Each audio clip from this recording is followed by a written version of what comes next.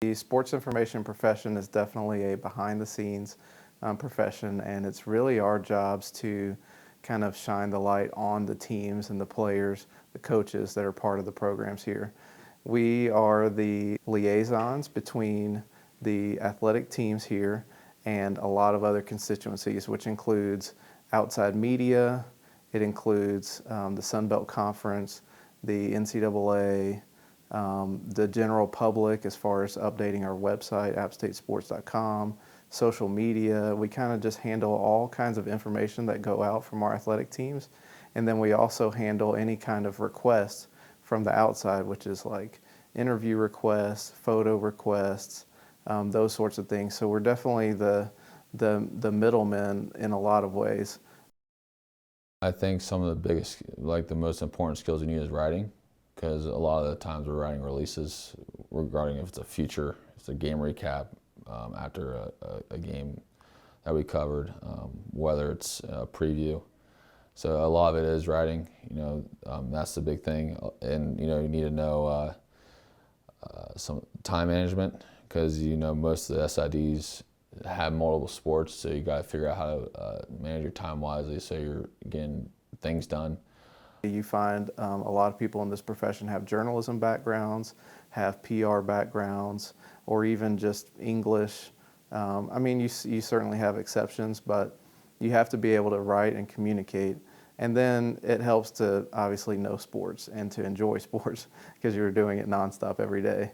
And knowing sports has a lot to do with numbers and stats also. Well, in terms of working with students, professional athletes, it's, there's some differences, but there's also not.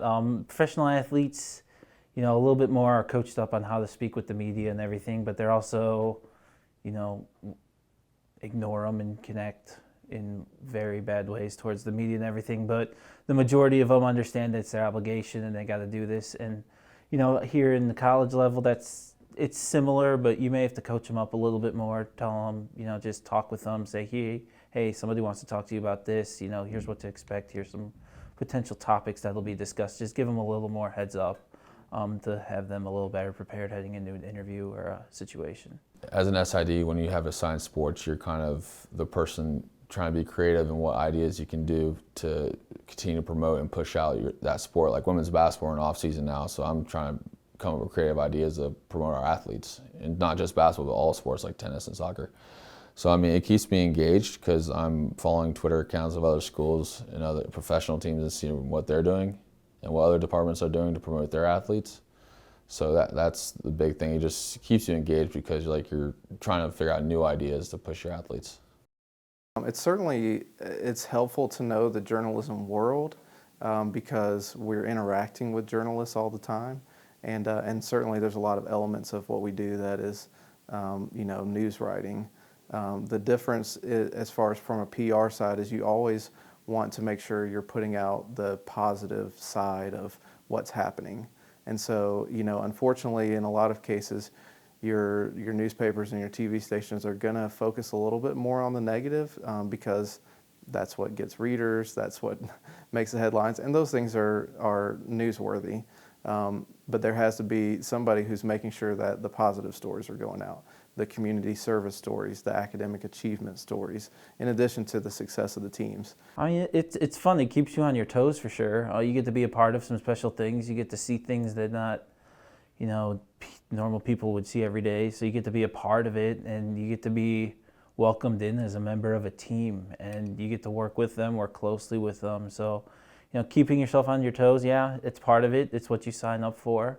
But, that's also one of the fun parts of the job is, on a daily basis, you can go in, thinking you know what you're going to be doing, but then something completely out of left field could come in and that'll take up your time. So it's all part of it, but that's also what makes the job fun. Claude Felton at Georgia is one of the legends of the profession, and he always told us when I was a student there, he said, the quality of our students in our department is what makes or breaks the SID office. And that was from one of the legends of the profession. Georgia had a lot of other really good full-time SIDs, but he made sure that we knew that the work that we did as students kind of took our office from being good to great. And really as a student, there's so many things, there's just a lot of tedious work in this profession. That's not always quite the glamorous side of sports that you think of. But somebody has to do that research for game notes. Somebody has to update bios. Somebody has to be able to keep files and archives in order. And sometimes, you know, that ends up being students because they're starting out and learning how to do things and how things work. And so, and definitely you want the best students you can who know how to write, who love sports, and who can really help you, again, take your office from good to being great.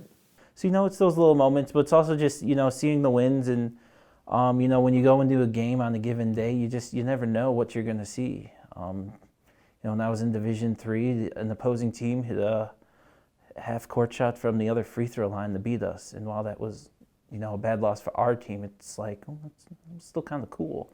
So you get those little moments and you get to see things that, you know, don't happen every day, and that's part of what makes the job so fun. The part of the reason that I love this job is because you always are doing something new every day, and so it's never boring at all.